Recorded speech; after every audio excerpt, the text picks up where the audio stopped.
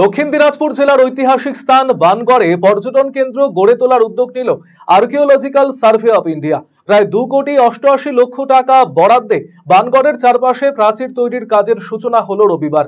এদিন গঙ্গারামপুরের বানগড় এলাকায় একটি অনুষ্ঠানের মধ্য দিয়ে কাজের সূচনা করেন কেন্দ্রীয় মন্ত্রী সুকান্ত মজুমদার। উপস্থিত ছিলেন গঙ্গারামপুরের বিধায়ক সত্যেন্দ্রনাথ রায়, আর্কিওলজিক্যাল সার্ভে অফ ইন্ডিয়ার প্রতিনিধি হরিওম সরেন সহ অন্যান্য বিশিষ্টজনেরা। প্রসঙ্গত, জেলার ঐতিহাসিক স্থানগুলির মধ্যে অন্যতম গঙ্গারামপুরের বানগড়। বানগড়ের সাথে জড়িয়ে রয়েছে জেলার বহু ইতিহাস।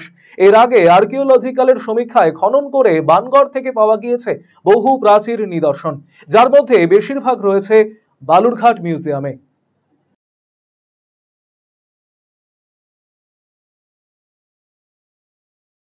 এটা একটা বড় চ্যালেঞ্জ আমাদের জন্য, এটা তো প্রশাসনের দেখা উচিত। কারণ মনে রাখবেন, ভারতের সংবিধান অনুসারে ল অ্যান্ড অর্ডার অর্থাৎ আইন শৃঙ্খলা সংবিধান অনুসারে রাজ্যের দায়িত্ব।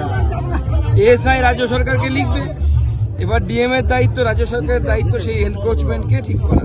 আমরা চাইছি আপাতত যতটা জমি অ্যাভেলেবেল আছে, অর্থাৎ যতটা জমি এনক্রোচমেন্ট হয়ে গেছে তার বাইরে যতটুকু আছে সেটাকে আগে সুরক্ষিত করা হোক, পরে বাকিটা ভাবা যাবে। যতটুকু আছে ততটুকুকে আগে বাঁচানো হোক।